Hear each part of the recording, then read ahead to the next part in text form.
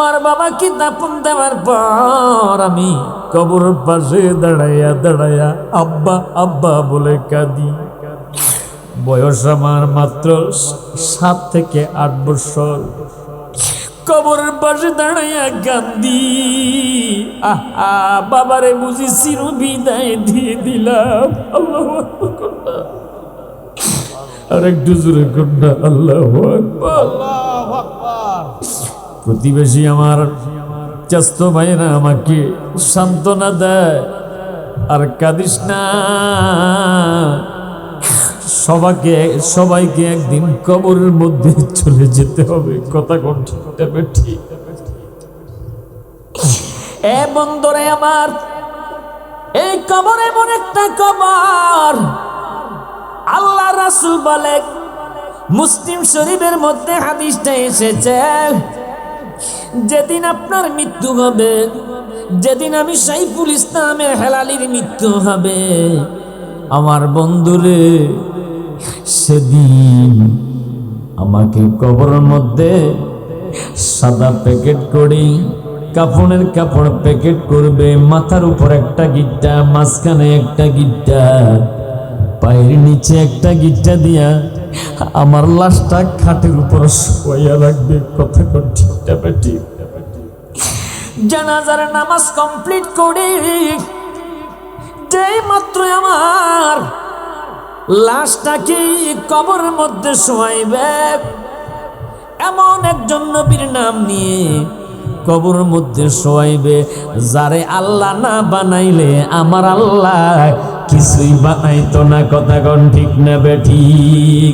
রুকাইয়া এবং কুলসুমকে আমার দয়াল নবী, মায়ার নবী হযরত ওসমান জিন্নুরাইনের কাছে বিয়ে দিয়েছিল। রুকাইয়ার মৃত্যুর পর কুলসুমকে বিয়ে দিয়েছে। ও বন্ধুরে আমার, গভীর মনোযোগ, সেই ওসমান জিন্নুরাইন রাদিয়াল্লাহু তাআলা আনহু, তিনি কত বড় মাহফির সাহাবী ছিল। তিনি যখন কবর দেখতো রে, কবর দেখে তিনি দাঁড়িয়ে যেত। আল্লাহু আকবার। আজকে দেখা যায় আপনাদের এলাকায় কবরস্থান, কবরের পাশে রাস্তা আছে। কথা কোন ঠিক না বেঠিক? কিন্তু যুবক কবরের সামনে দিয়া যায়, মোবাইল পকেটের মধ্যে হিন্দি গান বাজে, আর হাতের মধ্যে সিগারেট। কি যে সুখ, কবর কথা একবার মনে করে না। কথা কোন ঠিক না বেঠিক? কবরবাসী নাকি, ও যুবক একটু দাঁড়াও, একটু দাঁড়াও, তুমিও একদিন আমার মতো কবরবাসী হয়ে যাবে। হযরত ওসমান জিন্নুরাইন তিনি কান্দে কবর দেখে, এমন ভাবে কাঁদতে শুরু করেছে, ইদা ওয়াকাফা আলা কবরিন বাকা হাত্তা ইয়াবুল্লা লিহিয়াতুহু।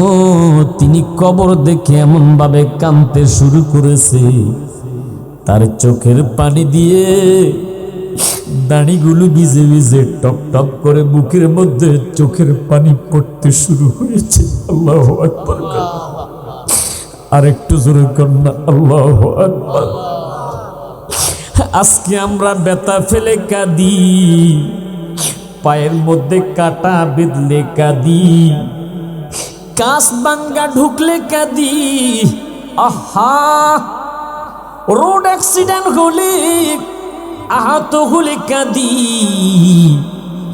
কয়দিন বালিশের মধ্যে মাথা লাগিয়ে কবরের চিন্তায় কেঁদেছেন। আল্লাহু আকবার। নবীর সাহাবী কান্দে, সাহাবায়ে কেরাম প্রশ্ন করলো, ফাকিলা লাহু তাযকুরুল জান্নাতা ওয়ান নার ফালা তাবকি ওয়া তাবকি মিন হাদা। ও ওসমান, আপনি জান্নাতের কথা শুনলে কাঁদেন না, জাহান্নামের কথা শুনলে আপনি কাঁদেন না। ওয়া তাবকি মিন হাদা, এই কবর দেখলে আপনি কেন কাঁদেন? তিনি ডেকে ডেকে বলে, আমি কবর দেখলে কেন কান্দি? কারণ এই কবরটা বড় ভয়ঙ্কর। আমার মরণের কতদিন বাকি আমি জানিলাম না গো, আমার মরণের কতদিন বাকি। কথা কোন ঠিক না বেঠি? আল্লাহ পাক কোরআনে বলতেছে, قل إن الموت الذي تفرون منه فإنه ملاقيكم ثم تردون إلى عالم الغيب والشهادة فينبئكم بما كنتم تعملون। الله أكبر বলেন। আর একটু জোরে করুন আল্লাহু আকবার। আমার আল্লাহ কয়, ও বান্দা, ও আমার বান্দারা, একদিন না একদিন তোদের সাথে আজরাইলের মুলাকাত হবে। আপনাদের সাথে আজরাইলের দেখা হবে নি? সবাই বলেন হবে। কার কার সাথে দেখা হবে না? হাত তোলেন। সবার সাথে হবে। কথা কোন ঠিক না বেঠি? এই বিশ্বাস আমাদের আছে না নাই? বন্ধুরা গভীর মনোযোগ। জুলকারনাইনের একজন বাদশা, জুলকারনাইন, শাহ শাকান্দর জুলকারনাইন, যাকে আল্লাহ পাক রব্বুল আলামিন এমন ক্ষমতা দিয়েছে, 7টা মুলুকের বাদশা আল্লাহ বানায়া দিছে। মারহাবা কন্যা, আর জোরে কন্যা মারহাবা। আমরা একটা দেশের প্রেসিডেন্ট হইয়া নিজেকে ঠিক রাখতে পারি না। কথা কোন ঠিক নেই? যে দলই ক্ষমতা আসুক, শুধু নিজের পকেট বোঝাই করার চিন্তা। রাগ করতেছেন? এটার নাম বাংলাদেশ। ও বন্ধুরা আমার, আপনারা ঠিক জায়গায় রয়েছেন। যারা সিটে বসে তাদের শুধু খাওয়ার চিন্তা বেশিরভাগই। কথা কোন ঠিক নেই? রাজনীতিক থেকে যদি ইনকাম বন্ধ হয়ে যায়, আল্লাহর কসম, রাজনীতিকের জন্য স্লোগানে যাইয়া যুবক মরবে না, কারণ ইনকাম নাই। কথা কোন ঠিক না বেঠি? 7 মুলুকের বাদশা হযরতে শাহ শাকান্দর জুলকারনাইন কত বড় মাপের বাদশা। শুধু বাদশা নয়, তিনি একজন আবেদ বান্দা ছিল, আল্লাহ পাকের একজন খাস বান্দা ছিল, যিনি বাদশাহী করার পরেও তিনি নামাজ পড়তো, তিনি রোজা রাখতো। মারহাবা কন্যা, আর একটু জোরে কন্যা মারহাবা। একদিন শাহ শাকান্দর জুলকারনাইন তিনি একটি মজলিস বসাইলেন। ওই মজলিসের মধ্যে তিনি নিজেই বক্তব্য রাখলেন। ওই মজলিসের মধ্যে বড় বড় পণ্ডিতেরা, বড় বড় কবিরাজরা সকলকে উদ্দেশ্য করে বললেন, আজকে সবার মধ্যে তোমরা যারা আছো, তোমাদের কাছে আমি জানতে চাই, বলো বলো বলো, এমন কোন খাবার, এমন কোন শরবত কি আছে যেই শরবত অথবা খাবার খেলে আমি কিয়ামত পর্যন্ত বাঁচতে পারবো? জোরে কোন আল্লাহু আকবার। আর একটু জোরে কোন আল্লাহু আকবার। সকলেই নীরব। এমন সময় হযরত লোকমান হাকিম তিনি দাঁড়িয়ে গেলেন। বাদশাহ, ও বাদশাহ নামদার, আমি জানি আল্লাহ রাব্বুল আলামিন কুহে কাপ পাহাড়ের মধ্যে এমন একটা শরবত তৈরি করে রেখেছে, যেই পানির নাম আবে হায়াতের পানি। মারহাবা কন্যা। ওই পানি যদি কেউ একবার পান করে, আল্লাহ রাব্বুল আলামিন তাকে কিয়ামত পর্যন্ত হায়াত দিয়ে দিবে। সুবহানাল্লাহ কন্যা। ওই মজলিসের মধ্যে হযরত খিজির আলাইহিস সালাতু ওয়াস সালাম ছিল। তিনি খুশি হয়ে গেলেন। বাদশাহ শাকান্দর ওই যেমনি হোক, যে করে হোক, ওই পানি আমি পান করতে হবে, আমি কিয়ামত পর্যন্ত বাঁচতে চাই। আমি আপনাদের কাছে জানতে চাই, আপনারা কি কিয়ামত পর্যন্ত বাঁচতে চাননি? হ্যাঁ, ওই যে একজনে কইছে চাই, চাইলেও পারবেন না, কারণ আমাদের হায়াত সীমিত, আমরা আবে হায়াতের পানি পান করি নাই। আল্লাহ কোরআনে বলেছে খুলিকাল ইনসানু দুইফা, আমি মানুষকে অতি নরম করে সৃষ্টি করেছি, কেননা আমি আল্লাহ পাক মানুষকে একদিন না একদিন মৃত্যু দিব। আপনারাও মরে যাবেন, আমি সাইফুল ইসলাম হেলালিও একদিন বিদায় নিতে হবে। কথা কোন ঠিক না বেঠিক? আজ না হয় কাল তুমি যাইবা কবরে, যাওয়ার বেলায় দেখিবে চেয়ে তোমার সবই রইল পড়ে, সবই রইল পড়ে, যাবার বেলায় দেখিবে চেয়ে। কথা কোন ঠিক না বেঠিক? আরে দাদা গেল, দাদি গেল, মাও গেল, বাবা গেল, জেঠা গেল, জেঠি গেল, কেউ এলো না ফিরে, সবারই যাইতে হবে রে। আল্লাহু ক্যা জাহান্নাম अब भी नजर तो होगा, रू रू की मुस्तफा में दरिया बहा दिए, उनकी महकीनी दिल की गुल से खिला दिए। चिৎকার দিয়ে দিয়ে কন্যা আল্লাহু আকবার। এ বন্ধুরে আমার, গভীর মনোযোগ। শাহ সেকান্দর জুলকারনাইন রাহমাতুল্লাহ আলাইহি ডেকে বললেন, তাহলে তোমরা ব্যবস্থা করো, ওই কুহে কাপ পাহাড়ের মধ্যে আমি যাব, ওই আবে হায়াতের পানি আমি পান করব। ডেকে বললেন, লোকমান হাকিম ডেকে বললেন, বাদশাহ ওই পাহাড়ের ভিতরে সবাই যেতে পারবে না, যেতে যদি হয় বড় বড় পণ্ডিত যারা যেতে পারবে, আর মেদি ঘোড়া ছাড়া, অর্থাৎ যেই ঘোড়া এখনো বাচ্চা দেয় নাই, ওই ঘোড়া নিয়ে ওই পাহাড়ের মধ্যে প্রবেশ করতে হবে। দুনিয়াবি কোনো আলো জ্বলবে না ওই পাহাড়ের ভিতরে। এক বাদশাহ এমন পাথর নিতে হবে, আলো বিকরণকারী পাথর, যেমন মণি, সাপের মণি, ব্যাঙের মুখের মানিক, সুবহানাল্লাহ না, এরকম পাথর যদি আপনি ওই গর্তের ভিতরে, ওই গুহার ভিতরে নিয়ে ঢুকতে পারেন, শুধুমাত্র ওই পাথর জ্বলবে, দুনিয়ার কোনো আলো জ্বলবে না। বাদশা কয় কোনো অসুবিধা নাই, যেহেতু আমার টাকার অভাব নাই, গোড়ার অভাব নাই, আমার অর্থের অভাব নাই, তোমরা সেই ব্যবস্থা করো। বন্ধুরা আমার, গভীর মনোযোগ। দুনিয়াতে মানুষ চিরস্থায়ী নয়, এই কথাটা আপনাদেরকে বুঝাইবার জন্য শাহ সেকান্দার জুলকারনাইনের ঘটনাটা তুলে ধরলাম। এবার 1000 মেদি গোনার ব্যবস্থা করলেন আমার বন্ধুরে, 1000 মেদি গোনার ব্যবস্থা করলেন, আলো বিকরণকারী পাথরের ব্যবস্থা করলেন। ওই আলো বিকরণকারী পাথরটা রাখলো হযরতে খিজির আলাইহিস সালাতু ওয়াস সালামের কাছে।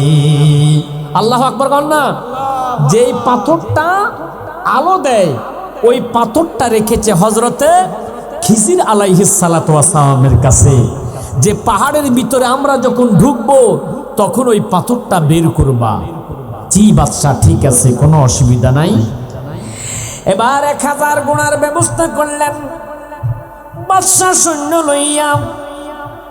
ও বন্ধুরে আমার, সৈন্য লইয়া 1000 গুণা লইয়া, আলো বিকরণকারী পাথর নিয়ে বাদশাহ যেতে যেতে যেতে যেতে যেতে যেতে ওই কুহে কাপ গুহার সন্ধান পেয়ে গেছে। সুবহানাল্লাহ কোন, আর জোরে কোন না সুবহানাল্লাহ।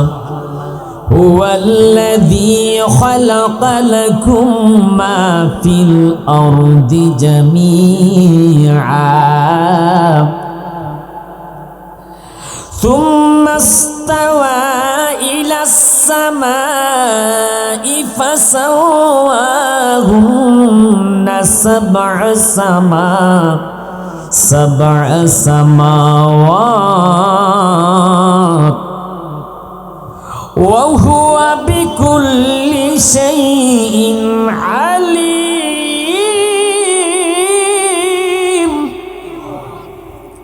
আল্লাহ পাকের কেমন কুদরত, কবের মনোযোগ বন্ধরে আমার। আল্লাহ পাক যিনি সাত আকাশকে আসমানের উপর একের পর এক আমার আল্লাহ আসমানকে দাঁড় করিয়ে রেখেছে। ওই আল্লাহর যখন দেখেন কেমন কুদরতের শান, যেই মাত্র কুহেকা পাহাড়ের ভিতরে ঢুকেছে, গুহার ভিতরে ঢুকেছে, এবার বাদশাহ চলে গেল অন্ধকারে একদিকে, সৈন্যরা গেছে একদিকে, খিজির আলাইহিস সালাতু ওয়াস সালাম চলে গেল আর একদিকে। হঠাৎ করে অন্ধকারের মধ্যে হযরতে খিজির আলাইহিস সালাতু ওয়াস সালামের মনে পড়ে গেছে, বাদশাহ তো আমার কাছে পাথরটা রেখেছে, এই পাথরটা এবার আমি বের করি। তিনি যখন আস্তিন থেকে, তিনি গাঠুরি থেকে আলো বিকরণকারী পাথরটা বের করেছে, সাথে সাথে গুহার অন্ধকার দূর হয়ে গুহার মধ্যে আলোকিত হয়ে গেছে। এবার হযরত খিজির আলাইহিস সালাতু ওয়াস সালাম তিনি তাকাইয়া দেখতে পাইল ওনার সামনে ওই আবে হায়াতের পানি, যেই পানি পান করলে কিয়ামত পর্যন্ত হায়াত পায়। সুবহানাল্লাহ কন্যা। এবার তিনি হাতের কুশনিয়া ওই আবে হায়াতের পানি তিনি বলতেছে বাদশাহ তো পান করবে, আমি একটু পান করি। এবার তিনি বিসমিল্লাহির রহমানির রহিম বলে যেই মাত্র এই আবে হায়াতের পানি পান করেছে, সাথে সাথে আল্লাহ পাকের পক্ষ থেকে একটা গাইবি আওয়াজ আসলো, খিজির রে ও খিজির, যাও রে খিজির, আমি আল্লাহ পাক রব্বুল আলামিন কিয়ামত পর্যন্ত তোমার হায়াতটা লম্বা করে দিয়েছি। ওইদিকে বাদশাহ শাহ সেকান্দার জুলকারনাইন গুহার ভিতরে হাঁটতে হাঁটতে হাঁটতে হাঁটতে হাঁটতে হাঁটতে অনেক দূর পর্যন্ত হাঁটার পর বাদশাহ নামদার শাহ সেকান্দার জুলকারনাইন তার মনে পড়ে গেছে, আহা আমি ঠিক ওই আবে হায়াতের পানি পান করলাম, আবে হায়াতের পানি পান করার পর ঠিক আছে আমি কিয়ামত পর্যন্ত হায়াত পাবো, কিয়ামত পর্যন্ত হায়াত পেলেও আমি বাদশার একদিন না একদিন মরণ তো হবে। কথা কোন ঠিক না বেঠি? আমাকে কবরস্থ করা হবে। ও বন্ধুরি, ওই কবরের কথা স্মরণ করেন, ওই মরণের কথা স্মরণ করেন। শাহ সেকান্দার জুলকারনাইন গুহা থেকে বের হইয়া সরাসরি উনি রাজ্যের মধ্যে চলে গেছে। যাইয়া তার সন্তানদেরকে ডাক দিলেন, ও আমার সন্তানেরা তোমরা আসো। সবাই বাদশাহ শাহ সেকান্দার জুলকারনাইনের সামনে এসেছে। প্রজাদেরকে ডাক দিলেন, ও প্রজারা তোমরা সবাই আমার সামনে আসো। সবাই বাদশাহ শাহ সেকান্দার জুলকারনাইন রাহমাতুল্লাহ আলাইহির সামনে আসলো। সন্তানেরা ডেকে বলে, আব্বা কেন ডাক দিয়েছেন? বাদশাহ শাহ সেকান্দার জুলকারনাইন চোখের পানি ছেড়ে দিয়া কান্দে, ও আমার সন্তানেরা আমি আবে হায়াতের পানি পান করতে গিয়েছিলাম রে, আবে হায়াতের পানি আমি পান করতে পারি নাই। যদি আমি আবে হায়াতের পানি পান করতাম আমি কিয়ামত পর্যন্ত বেঁচে থাকতাম, কিন্তু আমার একদিন তো একদিন মৃত্যু হতো। আওয়াজ করে কম ঠিক না বেটি? আর একটু জোরে জোরে কন্যা আল্লাহু আকবার। সবাই বলেন আমি যাব কবরেতে, কেউ তো যাবে না। 2-3 দিন কাদার পরে আমায় মনে রাখবে না। কথা কোন ঠিক না বেটি? আপনি যদি আজকে মরে যান, আপনার সন্তানগুলো আজকে কাঁদবে, কালকে আপনাকে দাফন দেওয়ার জন্য কেউ যাবে কবর খনন করতে, কেউ যাবে বাঁশ কাটতে, কেউ যাবে আপনাদের পাশের বাজারে কাপড়ের কাপড় আনতে। কথা কম ঠিক না বেঠি? কেউ যাবে মাইকিং করতে। আমার বন্ধুরে, আপনার সন্তানগুলো আপনাকে বিদায় দেওয়ার জন্য সবাই কাঁদবে, হাউমাউ করে কাঁদবে, খাট জড়াইয়া কাঁদবে, কিন্তু 2-3 দিন কাঁদার পরে আর কেউ কাঁদবে না। কথা কোন ঠিক না বেটি? আমি যাব কবরেতে, কেউ তো যাবে না। বলেন আমি যাব কবরেতে, 2-3 দিন কাদার পরে আমায় মনে রাখবে না। বলেন 2-3 দিন কাদার পরে আমায় মনে রাখবে না। উম্মতের দিওয়ানা নবী আছেন কাঁদিতে, উম্মতের দিওয়ানা নবী আছেন কাঁদিতে, মোদের জন্য কাঁদেন নবী ওই মদিনাতে। বলেন ওদের জন্য কান্দেন নবী ওই মদিনাতে। আমি যাব কবরেতে, কেউ তো যাবে না। বলেন আমি যাব কবরেতে, কেউ তো যাবে না। 2-3 দিন কাদার পরে আমায় মনে রাখবে না। ঠিক? আওয়াজ করে কোন ঠিক নেবে ঠিক? ও 2-3 দিন কাদার পরে আমায় মনে রাখবে না। চিৎকার দিয়ে দিয়ে কন্যা আল্লাহু আকবার। ও বন্ধুরে আমার, গভীর মনোযোগ, রাসূলত যুবক ভাইরা, আমার বৃদ্ধ বৃদ্ধ বাবারা, এটাই সত্য। আমরা কেউ দুনিয়ার জমিনে থাকতে পারবো না, একদিন না একদিন কবরের সঙ্গী হয়ে যেতে হবে। যাব কবরের মধ্যে, একদিনের জন্য না, 2 দিনের জন্য না, 1 মাসের জন্য না। আহা, আপনার বাবায় যদি বিদেশ যায়, 2 বছর 3 বছর অথবা 5 বছর পর বাড়িতে আসে, বাবাকে যদি না দেখেন, মা কি ছোট্ট বাচ্চা ডেকে বলে মা, বাবার জন্য মায়া লাগে। মা ইমো অথবা হোয়াটসঅ্যাপ কল দিয়ে বাবার সাথে কথা বলে দেয়।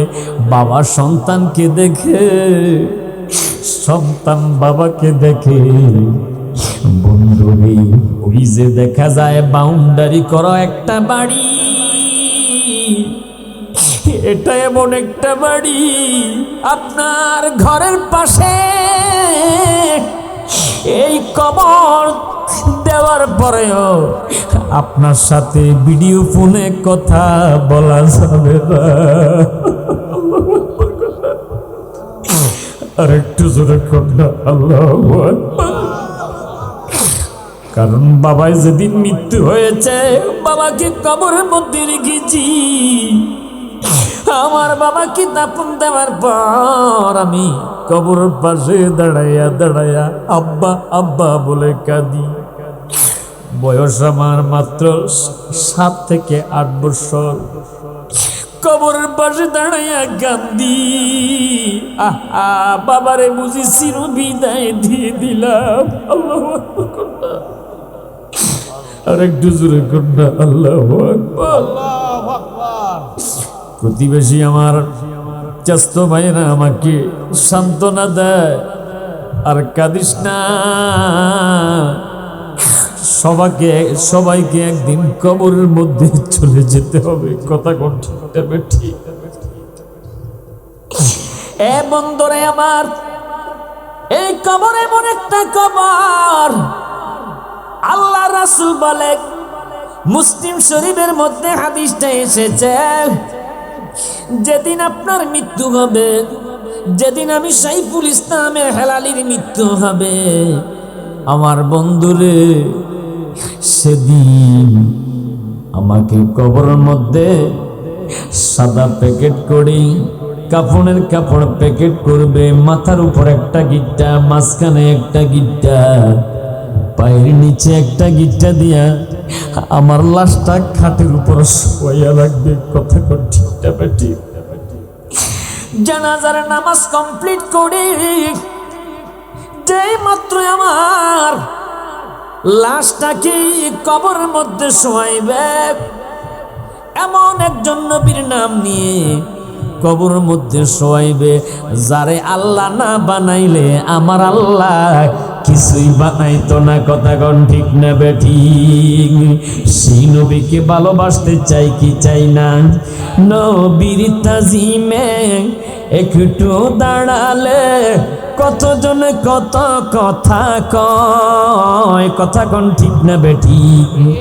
দিলে সালামি আমরা তো জানি, এই দিলে শান্তি কেমন হয়। বলেন, নবীর তাজিমে একটু দাঁড়ালে কতজনে কত কথা কয়। দিলে সালামি আমরা তো জানি, এই দিলে শান্তি কেমন হয়।